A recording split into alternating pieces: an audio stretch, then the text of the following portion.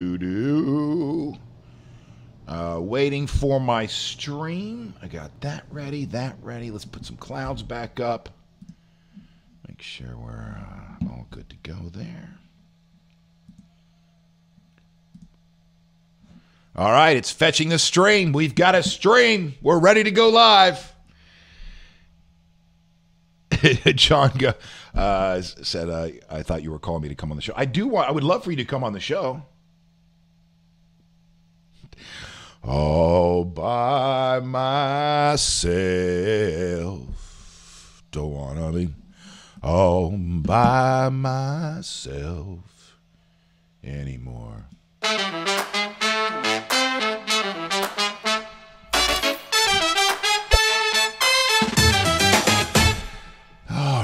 All right, it goes back to the clouds just like I planned. Oh, hey, there we go. All right, I guess we're back. I'm going to put this one over here. You can have that lovely angle, if that is even considered an angle. Cords, we're up and running. We did it. Just in time. Wait, I just lost. Oh, no. Right as you walk in the door, my screen goes dark behind me here. And I'm like, what the hell is going on? And then I just realized that my computer has gone to sleep and has put up my fancy. There we go there. So, yeah, real quickly, Cords, go ahead and hop down there because we do have a guest coming in the 8 o'clock hour. And I'd like to, just talk real quickly about the logistics of that because as it stands right now. No, come right here on the couch like you're the guest there. So, because this camera's back to not working again. The cables are coming in today. Well, go ahead and get that microphone there. This one? Well, We're gonna have to move that once he comes in. So as it stands right now, you see what I did with that one. That's this shot that's on right now. Just for fun, just because we didn't, I don't have anybody sitting over there today, so it's no big deal. But you want it back over here? Would you like him to sit there? Because that way we have back here. No. I don't want you in here. Oh, I know. No. I mean, like just like yesterday, not that. No. Go downstairs. Go do what you got to do. And when our guest and this is where I feel bad because you're a very powerful man, and I'm asking you to do intern stuff. No, listen, whatever it takes. All right. Formula for success. There we go. So we got a guest coming in. I see Mia's here today too. One of the dogs here at Bake More Pies. Okay, we're up and running, ready to go. And let's get to stuff you should know then. Let me fire up my boom, boom, boom, and boom. There we go. Now it's time to play How Many Things Did Fisher Spell Wrong? On the stuff you should know there. To add another, let's start from the beginning. Scattered rain today with a high of 76. And let's see. Let me do this first. All right. A high of 76. Maybe this is going to be the better camera for that one. Might as well. And let's see. Cold front this weekend is going to bring the highs back down to the mid-60s come Saturday. Here's stuff you should know for Tuesday, January 9th. To add another championship to the greatest dynasty college football has ever seen, Alabama turned to its quarterback of the future. And do you know how to say this guy's name? You were watching a lot. Yeah, even after watching the game last night, Tua Tagovailoa proved. And I feel kind of bad that I'm really, because obviously he pulled off an amazing feat and he deserves to have his name said right. Proved that his time is now. The freshman quarterback who played mostly mop-up games this season came off the bench to spark a comeback and threw a 41-yard touchdown to Devontae Smith that gave number 4 Alabama a 26-23 overtime victory against number 3 Georgia on Monday night for the College Football Playoff National Championship. North Korea has agreed to send a delegation to next month's Winter Olympics in South Korea, the first notable breakthrough to come out of a face-to-face meeting Tuesday between the neighboring nations. The meeting is the first to be held between the two countries in more than 2 years. A national fraternity was banned from operating in Pennsylvania for 10 years in order to pay a $112,500 fine for the 2013 hazing death of pledge Chun Michael Deng, a student at Baruch College in New York. Pi Delta Psi was found guilty in November on a felony count of involuntary manslaughter and assault among other charges, though it was acquitted of the more serious charges of third-degree murder and voluntary manslaughter. Add another negative consequence to the opioid epidemic's far-reaching impact. Prescription drug abuse is driving more children into Florida's foster care system, according to a new study from the University of South Florida. 2 out of every 1,000 children in Florida were removed from their homes due to parental neglect from 2012 to 2015. And that's a staggering 129% increase over the 3-year period. They also found that the number of opioids prescribed by doctors during the same 3 years rose 9% from 72 prescriptions for every 100. Now, this is where I'm a little confused, and maybe you guys can help me out here. We have 72 prescriptions for every 100 residents in 2012, and that goes up to 81 prescriptions 3 years later. So is that saying that 72 out of every 100 people here in the state of Florida are on some kind of prescription painkiller? By the way, Cords, Don says that your radio nickname should be CEO intern or intern CEO. No, that should be his radio name. I don't feel comfortable with that at all. All right, so back to this thing. So is this saying that 72 out of every 100 residents in 2012 had a prescription for painkillers, and then 3 years later in 2015, 81 prescriptions for every 100 residents? I will have to come back to that story and try to break it down and get to the bottom of that.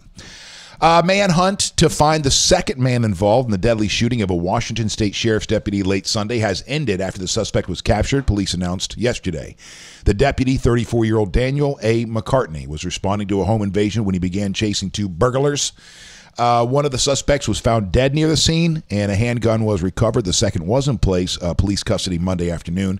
It was unclear which one of the suspects shot the deputy or if both fired at him. And that's stuff you should know for today, Tuesday, January 9th.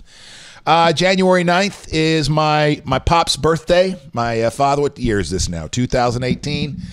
So we lost him in 6 years. Can't believe it. My father, born January 9th, 1942. And I just want to acknowledge that. And I miss him and think of him all the time. Got a little picture of him up on my shelf in my office. So every time every day, multiple times a day, I go right to that shelf. He's eye level, staring right back at me. Just one of the little things you do when you're one of the ones left behind. Coming up in the 8 o'clock hour. You guys are the best, by the way. I really appreciate your phone. Now get off that feed and come over to the other feed and chime in there. Coming up in the 8 o'clock hour, we have Sean Buteau. Or actually, I'm not quite sure how to say his last name, Buteau. Trust but Verify Screening and Security will be coming in. He is 14 years federal law enforcement, Homeland Security, special agent, that kind of stuff. He's in the private sector now here in the Bay Area. And what I told you at the beginning of the show when I was selling him, when I was promoting him, was that and that you couldn't hear me because I didn't have any audio at the time, is that I first started talking to, I got to know him first because he's the guy that runs the security situation out at Park and Rec on Wednesday nights when I'm there. I'm sure he's there. His company's there all week, but when I'm there on Wednesday night, so I got to know, some of the security guys out there and him along the way, and found out that he's, ex-Homeland Security Investigations, special agent for Department of Homeland Security, and I just want to get him on the show because I think there's a lot of probably interesting stories that he has, right? Like, let me pull up one for you here, and this is just one of these little dealies. Pop that up there. Do that. Boom. And boom. So there you go. That is him. But I started talking to him about coming on the show seriously last week. This was after that, the shooting at the club was on 50th Street in Tampa. And this was a party that I don't even know how it was even going on. It was a teen pajama party, a New Year's Eve teenager pajama party. Had a couple hundred people there. They shut it down early because of fighting. And once things spilled outside, there was gunfire allegedly coming from a car. Security guards. It was not law enforcement. There's a difference, and that's why I want to talk to him too, to find out what those differences are, because these guys were armed, and one of them was 18 years old. Now, I'm not saying that kid. I have questions. All right, I just have questions. Is all. Because you know what? If that 18-year, I'm not saying that anything they did anything wrong. I'm just going to be curious in his thoughts on somebody that young having a firearm and being a security guard. So we'll talk to him about that coming up in the 8 o'clock hour. Looking forward to that. I guess we can pull off stuff you should know. I don't know. Let's leave it up there. It just looks better. This looks better. I think one of the things that I won't be able to do unless I can figure out some hotkeys, something, if I'm just going to do this by myself, is we have this little story highlighter on the side here. So you see that there as we're hitting stuff you should know and going down and, you just highlight them. But obviously it's hard to read and click as we come down. So I don't know if that's something that'll have to go away, or eventually me pushing all these buttons, me figuring out how to work everything around here is what's going to have to change. All right. So that's coming up here in just a few. Let's see. Do you guys want to go through some of the stories that I've pulled off for today, or would you rather me pull up Jonny Torres and see what he's doing right now? Would you rather me go over some of the important news items of the day, or would you like me to see if we could just bring in Jonny Torres to see how his first day was yesterday? Let's see. Let's see if he's around. If he's around his phone, then we'll do it. If not, no worries. All right. Because Jonny, as you guys know, is off now working for Senator Marco Rubio. So let's see if we get him. Uh-oh. That's not a good sign. Oh, I got to change my audio here. Because I see the ringing, but I don't hear the ringing. There we go. Oh, no answer. He can't do it. I tried to surprise him. No worries. Let's go over some of the stuff from yesterday. You guys watched the football game last night? I watched a little bit of it, but I was just so damn tired. There was no way in hell I was going to make it to the end of that game. I did make it to halftime, but the only reason I made it to halftime is because the game was on while listen, we just moved into a house a couple months ago. We're still trying to get settled in. One of the couple of regrets that we have in the beginning is that we moved in too quickly. If we had it to do over again, we would have taken our time, maybe even paid a little extra in rent where we were, just so we can get all the walls painted and get the floors sealed. Because that's what I was doing all day yesterday, was trying to seal the damn floors. And it's not just the floor, it's not the floors, it's the grout, because we got the ceramic tile. But what a pain in the ass. Oh, damn it. Or, we'll come back to that tomorrow. We'll come back to that tomorrow, because along the way I had to shoot some footage and take some pictures along the way. So that was the extent of my day. And by the time, I was supposed to cook this great meal for my wife last night, and it just didn't happen. She called and she's like, "Oh, are we going to have that recipe? Because we just got an Instapot." I don't know if you guys have gotten the Instapot yet. It's the craze. All the kids have it. By kids, I mean, 35-plus-year-olds. And it's a crock pot, a rice cooker, a pressure cooker, yogurt maker, all this stuff, right? And it's a pretty cool gadget. And I was going to make a pseudo quasi chicken parm. Right, you can't make chicken parm, but it's good. It looks good. It's just not going to have the breading. So it's not chicken parm. Yeah, I know. I don't know. You're right. They should probably call it something else. So anyway, that's what was on the menu last night. But when she called late in the afternoon, I'm like, there's no way in hell I'm preparing anything. So she picked up Chinese on the way home, and It'll be sitting with me for a couple of days, but you can't go wrong with General Tso's chicken.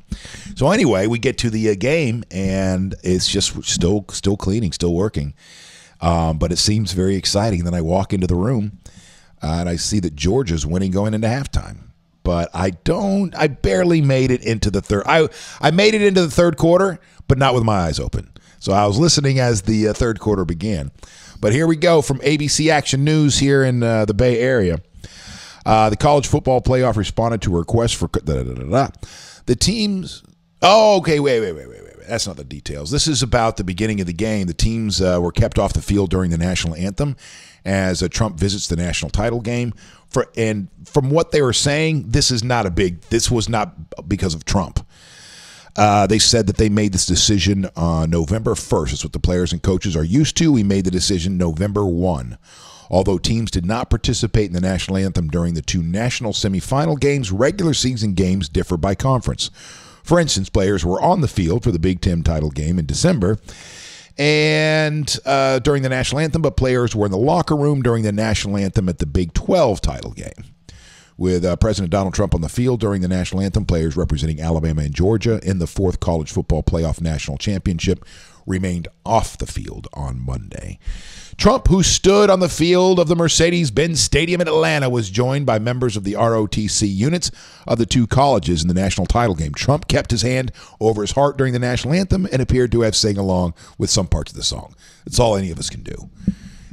Is just sing along with parts of it, because there's a couple of those words in there that escape you every single time. All right. So I guess I didn't see this in the beginning of the game. I guess he did get the cheers outweighed the boos by a lot. However, I do have this video here that I'd like to pull up, and that is going to go there. Boom, boom. And let's make sure the audio is up on this. So here we go. Now this is obviously in the stadium, in the bowels of the stadium before the game. And here we go. Oh, by the way, I meant to tell you there was some language there you had to watch out for. So let me play it again and give you the disclaimer. Somebody's going to drop the F-bomb here, so watch it.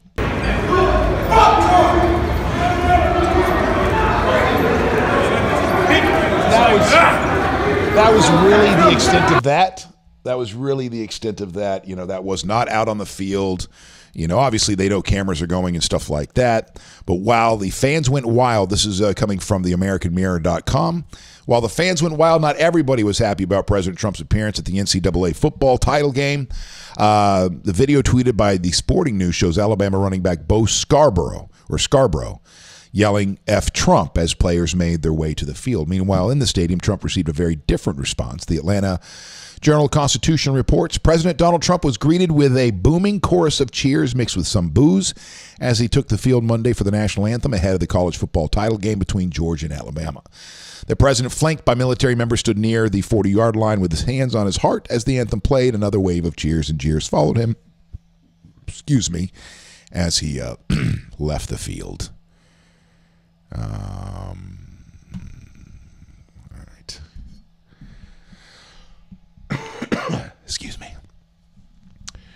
So Donald Trump was at the game, and it looks like more people cheered than booed. But what was I going to say? Damn it! Don't you hate that? It has something to do with professional football and Colin Kaepernick, but I don't even remember now. I don't remember why anything slipped my mind. Hold on, let's do this. Hi, Glenn. Let's reset. Here, how about this shot? A shot of nothing. Yeah. Anybody else been hit by this damn bug yet? Went to the doctor yesterday. Not because of this. It was just timing. I was supposed to be I was going back for blood pressure stuff because, well, we're trying to keep an eye on it, and my blood pressure has been out of, a little high. Yesterday it was 150 over 100. I know that's very high. I'm not sure why it was that way. But yeah, so I'm like, oh, this is perfect timing. I'm coming in, and you know, I'm also getting sick, and he you know, feels around, does this thing. He's like, yeah. He goes, hopefully it'll just last a day or two. He goes, if it lasts any longer than that, you know, or, you know, just take some Theraflu and drink a lot of water and that kind of thing. And I'm like, well, what about it? Just like a shot, or you got some amoxicillin, or I don't know, a Z-Pack or whatever it is. And it's like, no, you don't need anything like that. You'll just have to weather this bad boy. And we had a conversation, you know, a very short conversation about how, you know, there are doctors out there who during those moments will go ahead and give out a Z-Pack because the person wants it and they feel like it's going to make them feel better, but it doesn't necessarily. We'll go ahead and have a seat and get comfortable, and I'll come to you here in just 1 second. All right. All right. And as our guest shows up here in the 8 o'clock hour. Yes, sir. Yep. Go right ahead. Go right ahead. Yep. You go ahead and pull that back and get a nice little shot there. Then we'll come. How you doing? Nice seeing you. Let me hit that button there so we can see. There you go. See the guests walking in the studio. Yeah, get comfortable. I'll come to you here in just 1 second. We'll talk some security issues, and I love your place. well, this is cool. This is a cool place. All right. As a matter of fact, what I'll do here. Oh, there's John. No worries, man. No worries. So this is my little command center here, my little control center. This is great. So what you're going to do there is you're going to grab that microphone. Okay. And then the way we kind of got things rigged up right now, we're going to get a setup, you know, that's a little bit more permanent. But I think the way that is, you can kind of just set that right on your, you know, kind of lean back, sit that right on your left leg, or, you know, whatever. And then as you're talking to me, it should work out just fine. It should work out just fine. And let me grab your CVs, as they say. Yeah. Bring you up over here. So you happy with that, Chris? Let's see here. Yep, that is good. That'll get the job done. Perfect. And then when Mia climbs on your lap, that'll fine. even be better there. That's all fine. right. There's the old wide shot there. Got that up there. Hell, this is. Oh, and I can also do You this. do me a favor.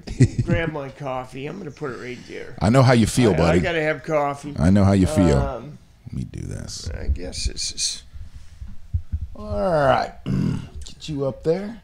Now, Sean, how do you say your last name? Let's start right there. How do you say your last name? How you doing, Chris? Boutot. B-O-U-T-O-T. Boutot. Boutot. Yes, sir. Where are you from originally? I'm from the state of Maine originally. Okay. You know, it's been several years since I've lived up there, but that's where I was raised.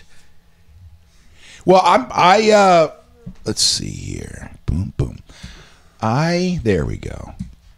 Well, I think Maine is one of like just 2 or 3 states that does not have a flu outbreak right now. I just want you to know, in case you're looking to get out of Dodge. Well, you know, I'll take my chances here. It's mighty cold up there right now. Yeah, so. it is. Yeah. Well, I wanted to bring you into the studio. You know, you and I've gotten to know you over the past few months out at a park and rec because you run the security out there. That's correct. Yeah. And I've gotten to know you, some of your guys. And, but when this shooting went down at that teen party last week, I was like, oh man, you have to come on and talk about it. But you had trepidation. You're like, no, I don't want to come on and talk about that because it's an ongoing investigation. I don't have any details. Yeah, for me, I'll tell you, I don't know too much about it, and you know, it most likely is an ongoing investigation. So I'd rather not comment on it. And that's exactly what, and that's what I was saying too. I was like, no, I don't need you to comment on that. Right. But I think it's very fascinating. I would love for you to come in the studio and just talk about security in general, because security. Not forces, security force, security detail, security, what do you call it? Personnel? You're right. Well, let's talk about a little bit about my background is in my former life, I was a special agent with the Department of Homeland Security, DHS. Before that, I was with the Department of Justice. So as an investigator, I attended the Federal Law Enforcement Academy on several occasions in Glencoe, Georgia, for my training. And so, like I said, this was a former life. Seems like former life ago. It might seem like a former life, but it's not. But so I always had the interest of starting my own business and bringing my talents forth in the security industry. And I opened up my own security firm in 2014, Trust But Verify Screening and Security, located in Clearwater, Florida. And what we do, we provide security guards, security consultation, cameras, camera installations, and things of that sort. That being said, I look at what's going on with the active shooters now. You'll hear of them. We just had one back in Vegas, unfortunately. But that's what you and your company, to a degree, train for, because you're not just yes, you have guys posted up at some of the bars here in town, right? But your specialty is in large events, is covering large events and making sure stuff like that doesn't happen. That is correct. Now, there's a lot that goes into that. Being a former law enforcement, and the law enforcement guys, they train for these instances, these active shooter instances, every day. Train over and over and over again. And as far as the security industry, that's very important. Like in the state of Florida, you have to be a Class D security guard. So you have to obtain a 40-hour class room setting, which you'll obtain a certificate, which you present to the state, and go through they take fingerprints, and they then issue you a Class D security. In that 40 hours, is there scenario training as well? They go over. Is it mostly classroom stuff? It is. It's all classroom, and then they have what they have a Class G, which is your armed certificate, which is an additional 24-hour course, where they take you out and on the range, and you have to qualify at a certain score. And then every year, to maintain that Class G, you have to take a 4-hour refresher course, which you have to submit through the state of Florida. So what we try to do is, for my agency in a way, I take that a step above, and I put my guys through additional training on verbal judo, de-escalation tactics. And when you say verbal, because both of those go together, verbal judo and de-escalation tactics are one and the same, because the verbal judo, I'm assuming anyways, what you're talking about are those, you're bringing down, de-escalating the situation by using conversation instead of force. That is correct. If we can de-escalate a situation utilizing verbal judo tactics, 90% of the time you can de-escalate whatever situation you're in. In today's world, unfortunately, it is very important for establishments to be proactive on security, and that is part of my responsibility to my clients, is actually going in there and instructing them on the importance of security and going over. When you're talking about establishments, do you mean bars and clubs, or anybody, like a place like this? Bars and clubs, a place like this, homeowners associations, anything of that sort. Taking a proactive approach to security, because I'll tell you, a lot of people, especially business owners, they put security on the side, and they think, I can't afford it. I don't want to put the money over on that right now. Take your chances until something happens, until something occurs, right? So, we go into the approach not only as, places security guards, trained security guards on site, but taking a proactive approach to security and training and educating the client upon that as well. Well, let's talk about the security guards. Again, we're not making any assessments or judgments on what happened at that nightclub on New Year's Eve, the teen pajama party. Right. But one of the things that I did want to talk to you about is one of the security guards is 18, is only 18 years old, and these are armed security guards. Now, listen, I would really like to make a point to say I don't know how this stuff went down, and that guy, that 18-year-old, I want to say kid. I want to say that kid, but that 18-year-old may have done every single thing right. I just, he might have been raised with guns, since he was 5 years old. I don't know. But would you want an 18-year-old in your ranks? I don't hire anybody under the age of 21. Okay. And the reason why I don't do that is usually, 18-year-olds, they're getting out of high school. They're trying to figure out what they want. Usually 21 years and up, they have some kind of education. They've obtained some kind of college or training of some sort. Maybe they're National Guard, reserves, or just getting out of the military, which is very helpful as well. And experience, lifetime experience. So that's why I try to hire hire my folks 21 years and up. Couple things, being in a shoot or don't shoot situation, you cannot judge any situation because they're all different. You don't know what happened. You weren't there. Do you think this era of body cams have helped or hurt? No, absolutely. I think they've helped. Okay. Absolutely. Because sometimes we get that just a one little clip, and from the novice, the person from the outside looking in, we see you see some things, and you go, well, this is obvious. This is obvious. That the cop was wrong. Da da da da. Or whatever. You think what went down by watching 5 seconds worth of video. Right. Well, body cams actually do help. You have that footage, and usually, when you have someone saying something that occurred, because we all see things differently. We right. all perceive stuff as being different.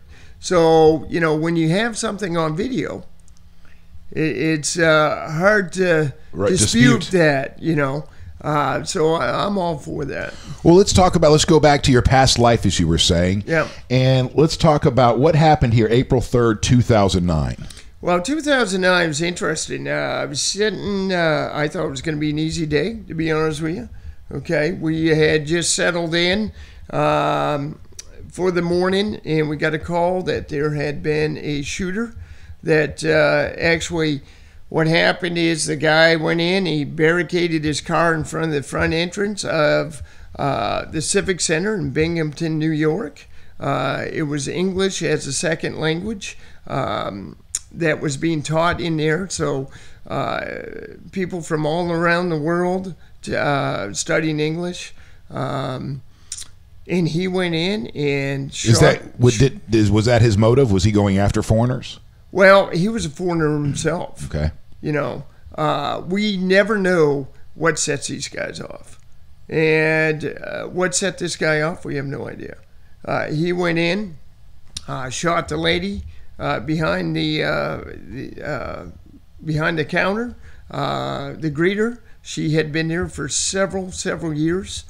Shot her and shot 13 people. Ranging from 16 years of age up to 60 years of age. So when we go into a situation like that, we never know, is the guy in the building, is he taking hostages?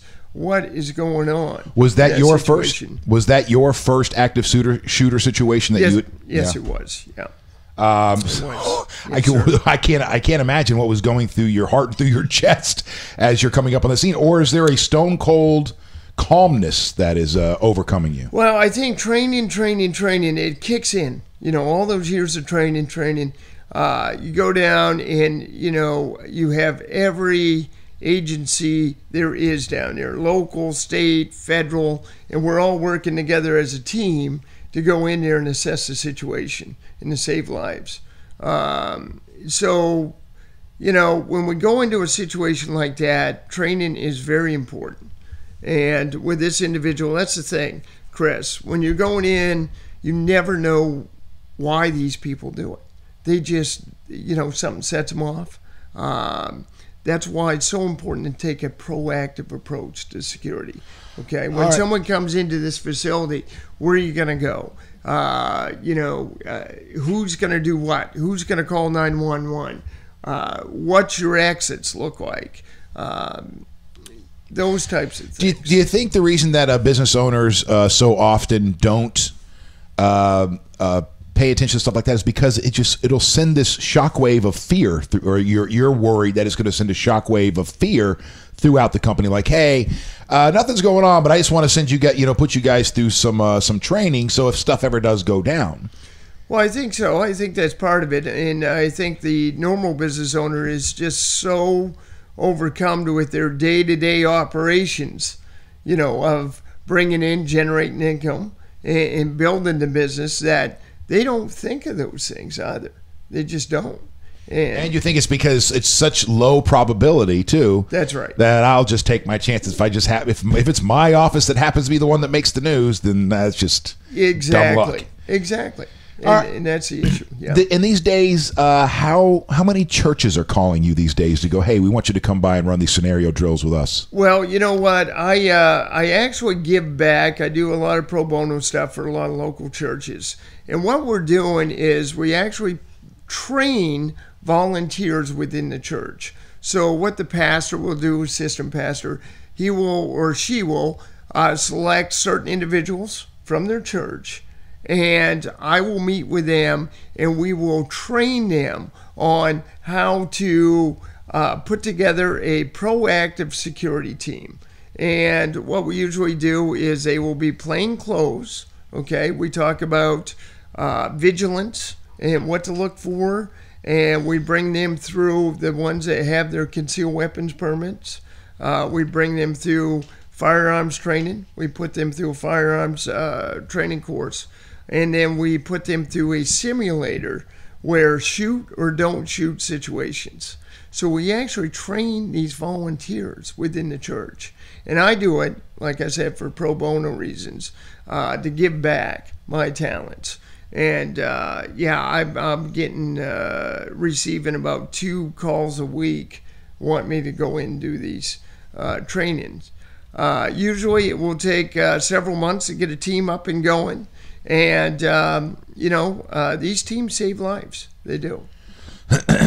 Another in the studio today, by the way, former special agent for Department of Homeland Security investigations, and your duties included investigating money laundering, commercial fraud, narcotic smuggling, work site enforcement, child porn, covert and overt, cyber investigations, illegal trade of weapons, munitions, and intellectual property rights investigations. That is running the gamut right there. That's running the gamut. Yes, sir. From money laundering to property rights. Yes, sir. It was a fun career, never boring moment. Met a lot of great people. Had a lot of fun doing it. But now, being a business owner and giving back being able to take my talents to educate the security industry, it's very rewarding. I love what I do now. All right, great. So you came from law enforcement, and now you go. Like I said, I met Sean over at Park and Rec on Wednesday nights when I'm there doing karaoke Wednesday nights 8 to midnight. Make sure you join me at Park and Rec every single Wednesday night 8 to midnight for a karaoke. That's where I first ran into Sean.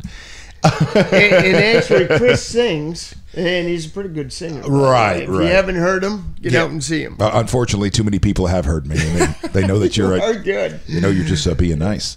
How do you make that transition from it was 14 years in law enforcement into the private sector? Yeah, I was a little more than that. I was actually 15 years federal law enforcement, And before that, I was a police officer for a year. But yeah. I've been at Park and Rec long enough to know that they brought you guys in. Yeah, they like so many other groups out there, or so many other bars out there, would have their own employees. They would employ their security guards. Right. But that was not where that was not working out for them. They realized it. Plus, Park and Rec in that whole corner there, for those of you that haven't been down in that area in a while, in downtown St. Pete, is that whole corner now is hopping. Oh, it's booming. Yeah, and it's booming. Like New Year's Eve, I want to say they had like 6,000 or 3,000 people on that block or something like that, that corner. It was fun. It was crazy. I'm sure. Crazy busy, and you know, I love working down Park and Rec. You know, the staff members, the owners, the great people. And what a great experience to work in there with those people. They are. It's a lot of fun. But once you decided to make that switch from law enforcement into the private sector, start the security company, I would imagine as you started to wander around and go into these places to go, all right, let me assess, you know, their risks here. You were probably just floored. Like, you know, from your vantage, your Jason Bourne vantage point, you probably walk into a place and go, "Oh my gosh, I see a dozen ways right now that somebody could breach this." You know, I'm trying to throw out terminology. You're absolutely right. When I go into a situation, I'm doing what we call a threat assessment, where I go in, I look at vulnerabilities within your facility or within your business, and say, you know what, we need to work at that. We need, you know. Let's put a camera here. Let's put an access control here. You know, and really educate why we have to do this, why it is important to do this. Now, what makes us different as a security company is my guys are licensed security guards. We're fully insured, okay? And I am a fully licensed firm through the state of Florida. So in going in to a business owner, I really take that liability as a business and say, well, listen, you're hiring my company, okay? You're hiring a licensed company to come in here. This is what we do. And we come in and we take that proactive approach versus having someone off the street that you hire that's not trained, that doesn't maintain a sense of proactive security measures that need to be approached or maintained. So that's what makes us different. Let's go back to Mandalay Bay. Okay. In that event, yeah. There, when you saw, what was going through your head when you saw that go down? Because I would assume there is nothing anybody in any capacity could have done unless there's nothing that anybody could have done, right? Right. Yeah. Okay. So it's not one of those situations where you look and go, "Oh my gosh, this is where they messed up A, B, and C." It's one of those where you look and go, "There's." Yeah, you know, I'm not going to comment on any of that because I wasn't there. Okay. So when you're not there and you're not put in that situation, as a professional, I've learned a long time ago, if you're not there, especially if there's an active investigation going on from the local law enforcement, it's easy to point fingers or judge. So I stray away from my comments until all the facts are out there. I understand that. Yeah. What do you think about? Let's talk about the. You said you don't know the motivation. You know what sets these people off. But in my mind's eye, when I see something like that, and I could be completely wrong in this, I bet if we were to put ourselves inside those people's brains during those moments, that they would be exacting on the world in front of them what's going on in their own head, like the slaughter there at Mandalay Bay or the shootout, the shooting here. If you were to walk a mile in their shoes, that confusion and fear and anger and everything else that is happening as the shooting is taking place is what's going on in this person's head day in and day out. Well, you figure this, right? Their whole motive these people, is mass casualties, okay, when they do this. All right, they come in and they just want to, it's mass carnage. That's what they want. But So- do they usually do they Yeah. want that to lead to an end? Like I'm causing all this carnage because I want you to rectify this ill in the world. You never know. Yeah. I mean, each person, who knows what sets these psychos off, really, and that's what they are, right? Right. And I mean, they're psychotic. They have some mental something is just not right. so for us to try to even have a rational conversation about their thought process is ridiculous because they're not thinking like the rest of us. They're whatever's gone wrong in their head, Right. their wires have crossed. And so as we're trying to sit here and come up with a rational explanation, the answer usually is irrational, I would imagine. That's it. And Chris, that's what makes these people so dangerous, right? Because their whole scope or their whole focus is to go in and cause mass carnage, mass casualties. So it's very important that for business owners taking a proactive approach in security training, talking about having some kind of plan set up for an active shooter training, evacuation, okay? Where are my employees going to evacuate to? Where am I going to? Who's going to call 911 if possible, if you can at that time? If you cannot get out of the building, what do you do? Where do you go? And this is what I do with my clients. I will go, this is part of the program, I'll go over an active shooter course with them. I'll go over training with them. We'll look at certain areas. Okay, well, if you can't get out of the building, this is where you should go. This is a safe spot to go.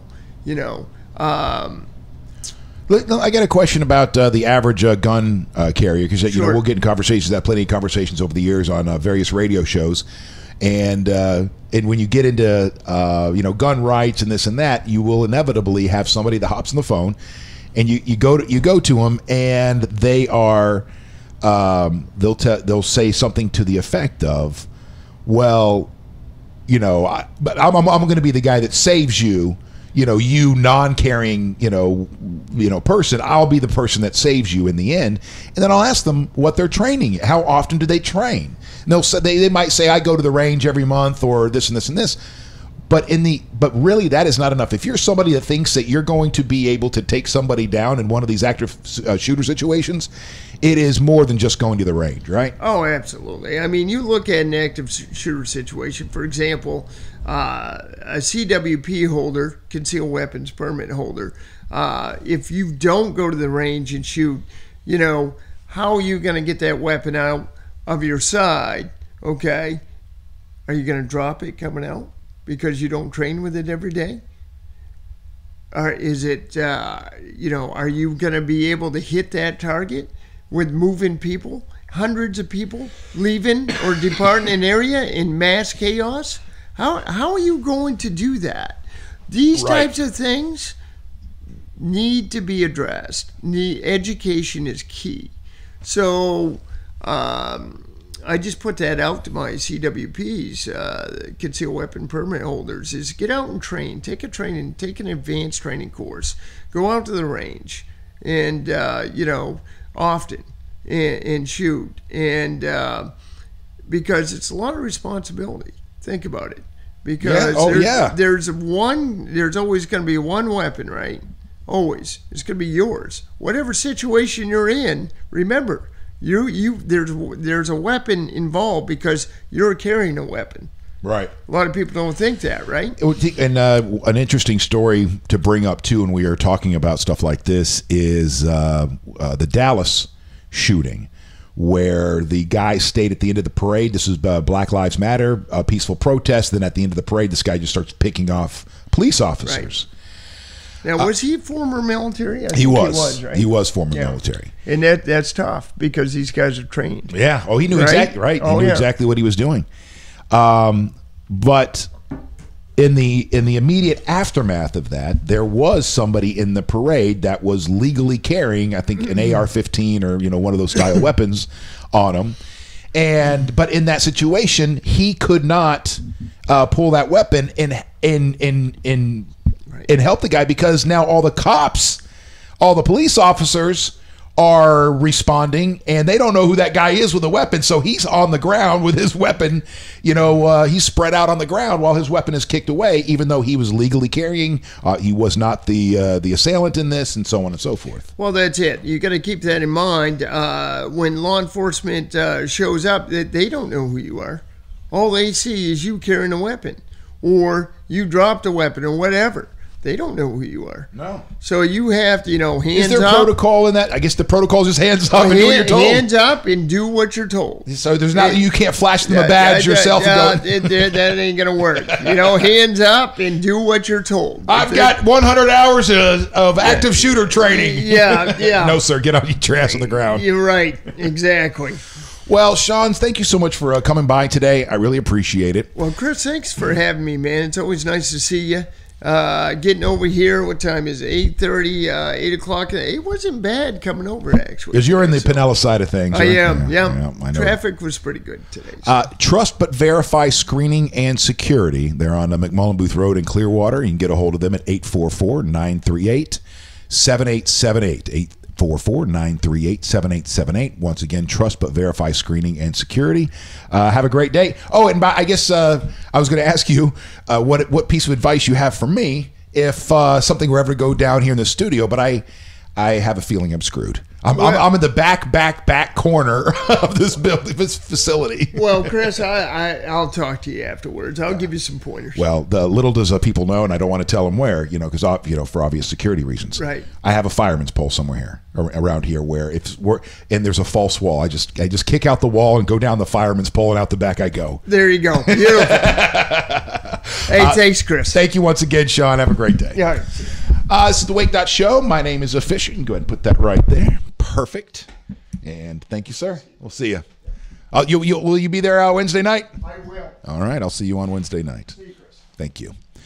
Back to the show here. I thought that would be an interesting conversation to have. Ian and I have been talking for a couple months, really. And I want to say the first conversation we had was after Mandalay Bay, or one of those. And so I just thought it would be a very interesting conversation, and it was. Got a couple of things to hit before we get out of here today. Also, Jonny, let's see here. Getting ready. I'll call you back.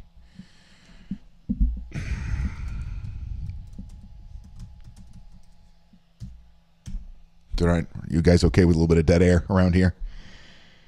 How's everything going at work today? Are you already at work in front of your computer? Got us on in the background? I keep saying us. It's not an us, it's just a me right now. Tampa educators won't face child abuse charges. This is kind of an effed up story, but it's good that it's got a, for lack of a better term, a happy ending.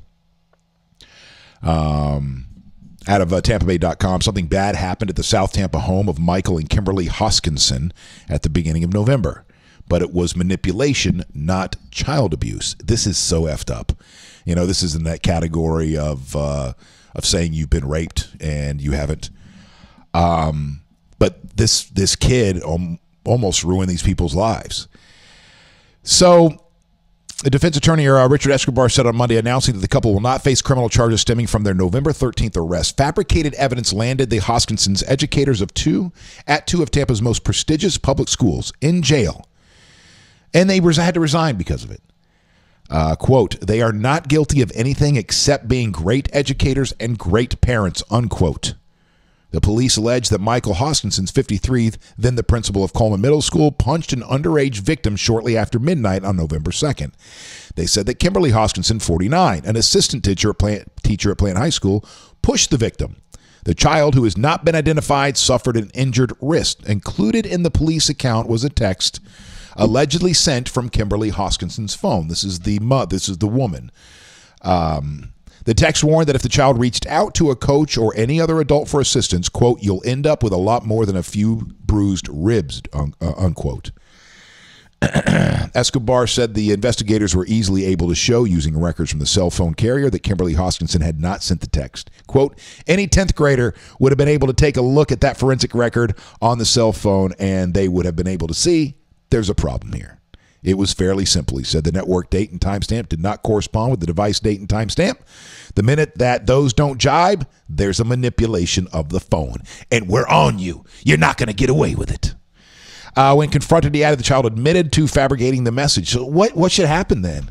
What should happen to the kid? Because this is effed up in a big way, right?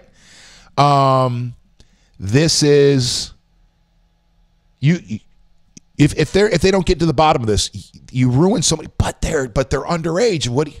So there's only so much we do, right? It doesn't matter how malicious you are. If you're, I don't know how old this child is, if they are 13, 14, 15, 16. It says middle school stuff, but I don't know if it's middle school age. And I don't see an age here. But if you're that malicious at 15 years old, do we just push you, go, hey, listen, we know that you're underage.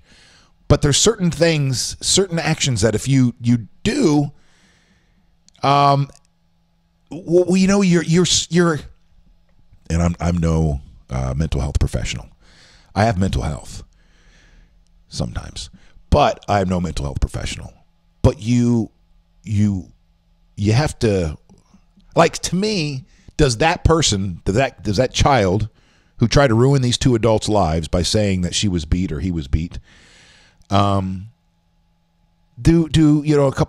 they hit 18, 19, 20, they go, man, what a stupid kid I was? Or do they continue to be that kind of a person? Is that who they are and will be for the rest of their days? Well, the great thing about this is that both of them have been cleared, and now they can get back to doing what they do, educating children. And what a horrible thing that must have been to go through there. Welcome to the Wake.Show. It's our working logo. There's our working logo right now. Wait, I think I guess I do have a camera right there left over. Boop. Hi. I need a couple more things before we get out of here. And let's see. I messaged Jonny Torres to see if he can join us before he starts his day, which I think has already started, so that's probably not going to happen. Did you guys see the story about the iPhone addiction may be a virtue? This is coming out of Reuters. Apple investors are shrugging off concerns raised by two shareholders about kids getting hooked on iPhones, saying that for now, a little addiction might not be a bad thing for profits. What more profits do you need, Apple? You need to get people addicted. You want to make sure that they're addicted, so you can be the first $1 trillion company. Isn't Apple the biggest company in the world, or pretty close to it? The most, or has the highest net worth, or whatever that's called. Hedge fund said on Saturday that iPhone overuse could be hurting children's developing brains, an issue that may harm the company's long-term market value. But some investors said the habit-forming nature of gadgets and social media are one reason why companies like Apple, Google, and Alphabet and Facebook added $630 billion to their market value in 2017. $630 billion. We invest in things that are addictive, said Apple shareholder Ross Gerber, the chief executive of Gerber Kowalski Wealth and Investment Management. He also owns stock in coffee retailer Starbucks, casino operator MGM. Well, there you go. I mean, that's if you're looking to make some money and you can gamble against gamblers, then go right ahead. Addictive things are very profitable.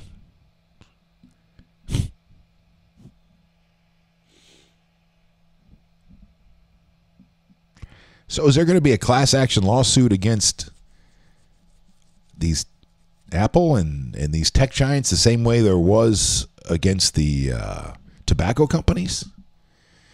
Still, the investment community is increasingly holding companies to higher social standards, and there is some concern that market-leading tech companies could draw attention from regulators, much like alcohol, tobacco, and gambling companies have in the past. All right, though, that answers that question.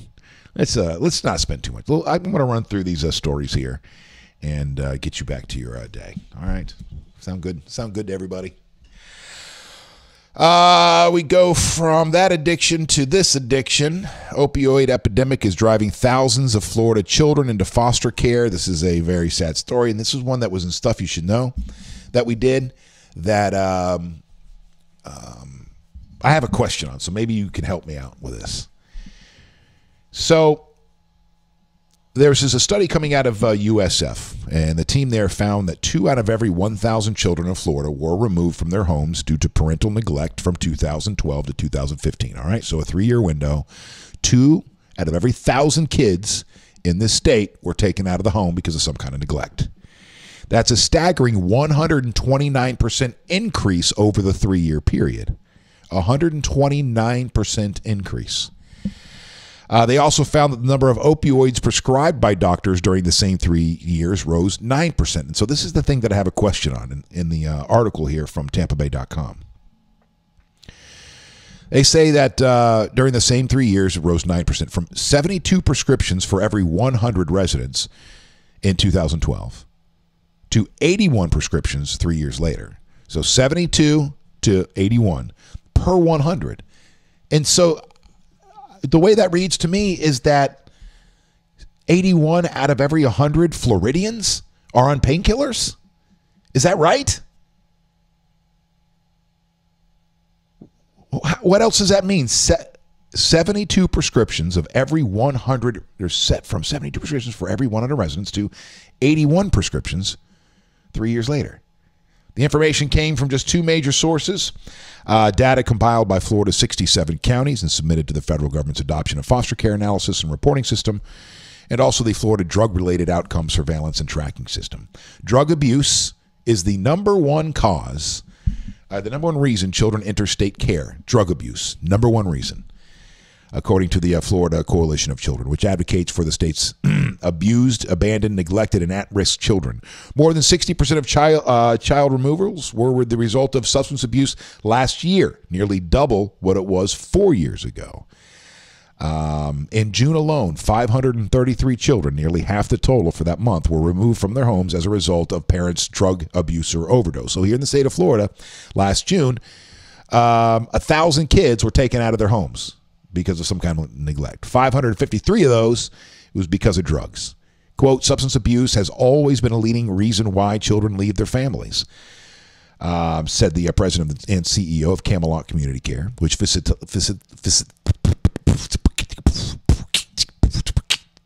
facilitates foster care in the Tampa Bay region. He said the area is often among the top regions in the state when it comes to the number of children placed into foster care. And it sucks, too, because, for those of you that have never gone down that path, good for you. For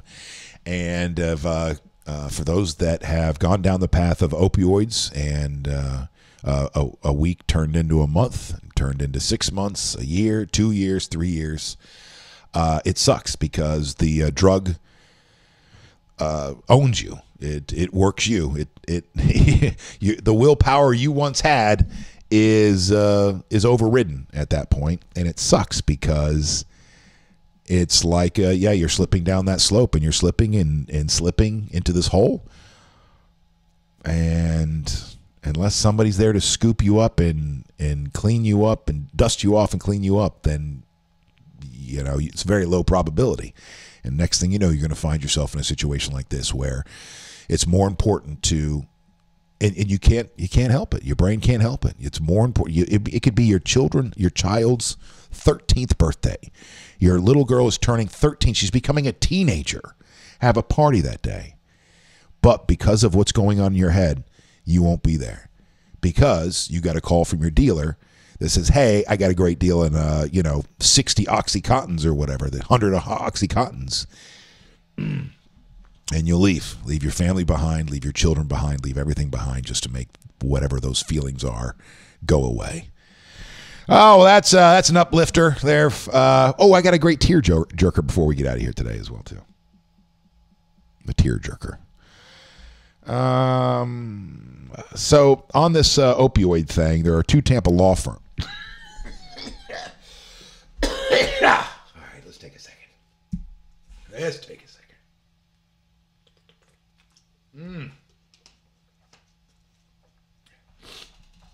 Yeah. Two Tampa law firms are part of a nationwide effort to recover damages from pharmaceutical companies for state and local governments burdened by rising tide of opioid overdoses. So this is our next big tobacco, if this works. Hillsborough County already has a potential plaintiff. Tampa could sign on this week. The suit would be similar to the multi-state legal campaigns launched against Big Tobacco and BP after the Deepwater Horizon oil spill. And the initiative is being led by former Mississippi Attorney General Mike Moore, who in 1994 was the one who filed the first suit against cigarette makers over the public cost of treating diseases caused by smoking. So this will be interesting. This will be the beginning of that. Going after pharmaceuticals, but I mean, good luck. Good luck on that one. We'll see how that plays out. I hope something good comes out of it. I hope it's just not something that lines these attorneys' pockets. In all due respect, in all due respect, I hope it's just not one of those things that's going to line the pockets of these attorneys, but actually get some, get some stuff done. Here's the tearjerker that I was telling you guys about. What is this here? That's not. This is the tearjerker I was telling you about. A family and friends are mourning the stunning loss of a well-known Oklahoma attorney who died outside his Guthrie home. Logan County deputies said attorney Jason Rosilius drowned in an icy pond at his ranch. His law partner and friend said he was the last person to talk to him before he died. They were on the phone together, actually. He goes, hold on, I'll be right back. Because he saw his dogs. He'd got one of them, I guess, back away from the water, and the other one had gone into the water. So here we go. The two were on the phone Thursday morning talking about the business when Rosilius abruptly got off the phone. Quote, he was on the phone. He said, hey, I got to go. He had already called his dogs back from the icy pond. Looks like he tried to go in to save those two puppies that were drowning and thought he'd get back really quick to his dock, and he didn't. The Logan County Sheriff's Office confirmed that deputies found Rosilius and the dog in the icy pound, or one of the dogs. It just feels like the stars are falling. He was one of the most loving people. He helped so many people. Mattingly said helping people is what this guy did. Quote, his life was devoted to fighting for the underdog. Literally thousands of people reimbursed for insurance proceeds. Remember, the guy was an attorney. A spokesperson for the family said in part, they are deeply saddened and heartbroken by Jason's death. Jason died trying to save his dogs, an act that would surprise no one who knew him. Unquote. I told you it's a tearjerker because, any of us that have animals, we would do anything for them. And I can't, I can't imagine, just sitting there on the water's edge going, oh, well, I can't go in. I would imagine those kind of things, kick in and you go in to try to save your dog. And just a very sad story. All right. Well, like I said, it was a tearjerker. But I did want to, I just think it's, we talk a lot about, or you'll hear a lot about how horrible people are. And, we are capable of a lot of horrible things, but we're also capable of a lot of amazing things. And so there's not a lot of species out there that'll put their lives in danger for another species. Much less, or they wouldn't put their lives in jeopardy for, their own species, much less to save another species. But we humans will.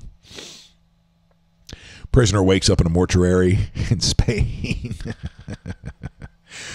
Gonzalo Jimenez, an inmate at a jail in the Asturias region, regained consciousness just hours before an autopsy was due to be performed. These stories always just blow my mind. His body is said by his family to have been marked in preparation for the post-mortem examination. He is now under observation in intensive care. Family members told that he had the markings. They were ready to open him up. It is suspected to be a case of catalepsy, hospital sources told Spanish News. Catalepsy is a condition where a person's vital signs slow down to the point of being almost imperceptible. However, this is yet to be. His death has been certified by. His death had been certified by 3 experienced doctors at the prison who ordered his body to be sent to the mortuary for further examination. Once he was down there, he woke up. Good for that guy.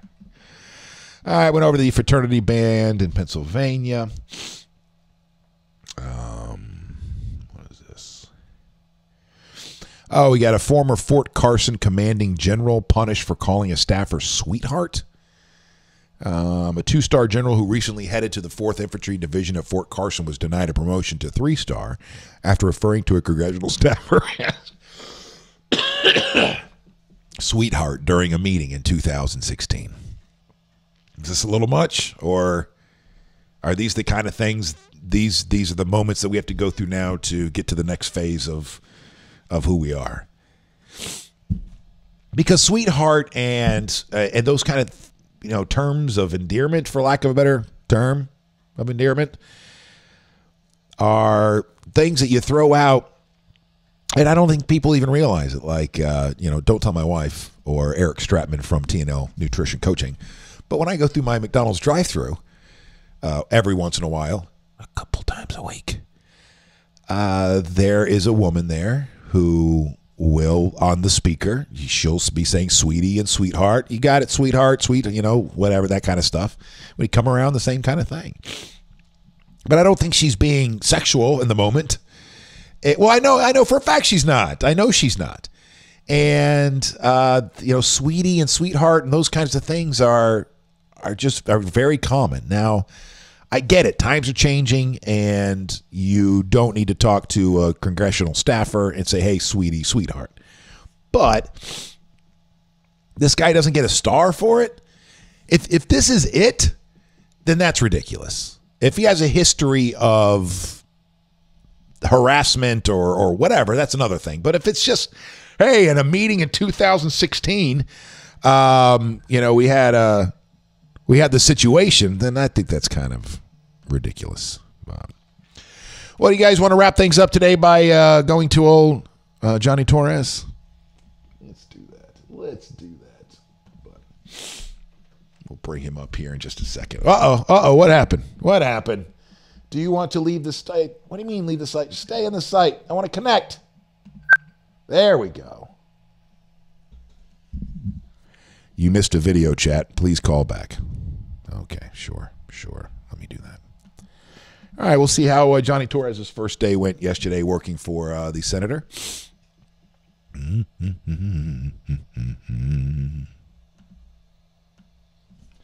I don't hear it ringing, though.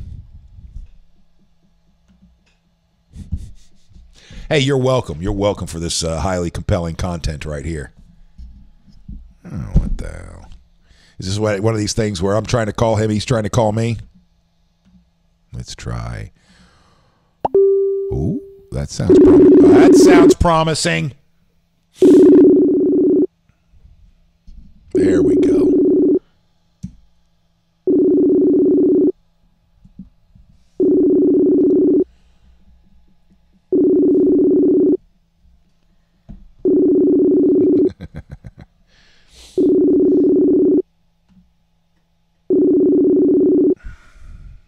And if not, no big deal.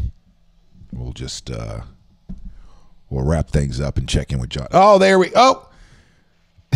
you're sideways. Oh, weird. Okay, hold on. I'm gonna have to go. There you go. Now you look normal. There we go. How you doing? Doing great. How about you? I am. Let's see here. I am swell. Thanks for asking.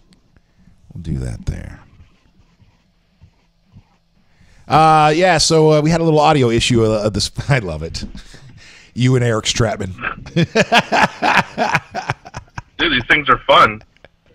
I love the one yesterday. I want to pull that clip out and just put it in a loop or make it a GIF or something, and then just have it that behind. Halo effect. Yeah, that halo effect, and just have you behind me because the way you're looking down at the camera, the way the TV's behind me, it looks like you would be just looking down over the top of me with that halo effect. All right, enough of that. Jonny Torres. Right. Jonny Torres, I miss you. I miss you around here. And all right, now he's got his disco. How did your first day go working for the senator? It went great. It's funny. It just, I guess, it's one of the nice things of now having been at this working thing for over 20 years is that, the trainings get shorter and shorter. So, they just come in, they say, hey, here's what we're expecting from you. Here's the key, here's your laptop, and good luck. So, yesterday went pretty smooth. They kind of gave me the lay of the land, both internally and externally, and some marching orders on my first project. So I'm off and running. All right, wait. What's your first project? Filling out a database of all the elected officials in the area in cases of any type of emergency, natural or otherwise. So that way. We don't only have their official contact information, but we also have their personal contact information, again, in case we need to get in contact with them urgently for some reason. Oftentimes, official emails and phone numbers get swamped, and so having that personal contact info helps you get around that. What else you got going on? So that's what your first week's going to be? Probably first, I would say, couple weeks at least, because again, it's 6 counties, and I have to connect with county commissioners, at the very least, just the county commissioners, maybe even some city council people across those 6 counties, and so that's quite a lot of people, just getting started. Hey, have the protesters found out where you are yet? No, they have not. I've been very coy about pictures and video and stuff that I posted a little video yesterday, but it was not near the location of the office, so I'm thinking that'll hold them off for a little while longer. Have you had your friends on Facebook who are in the opposite party, who are some of those people that were protesting out in front of Marco Rubio's office last year, be like, hey, man, so when are you going to let us know? Yeah, not yet, but I'm assuming I'll probably get that question at least once by the end of the week. Be like, yeah, we'll bring donuts down to you. We'll bring you some. Lunch. No, they've already threatened with pizza. So, so you can bring the pizza, but the protest has got to stay outside. All right, man. Well, when am I going to see you at a park and rec again? Do some karaoke. Dude, I think this has got to be the week. I was totally set on coming last week, I'm sorry, and then my ex got sick, so I had to go take care of our daughter, and to just try to take as much of that responsibility off of her for the night until she went to bed. That way, she was hopefully feeling better by the next day, which she was, and that put me about an hour away over on the east side of Hillsborough County. So threw a wrench in my plans last week, but again, the morning's not so demanding anymore, unfortunately and fortunately. And so I was planning on coming out tomorrow night, maybe inviting some of my St. Pete Pinellas friends to hopefully join me and have a good time for a couple hours. All right, cool, man. I'm looking forward to it. Hopefully we'll see you out there. All right. Oh, and great job today, despite the little bit of a bumpy start. But it wasn't your problem. It wasn't your fault.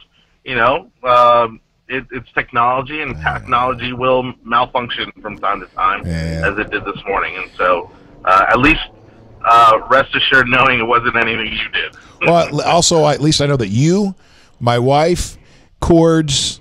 We're not watching, because you guys would have texted me early on and go, oh, by the way, there's no audio. It took me 9 minutes to even figure out that there's no audio.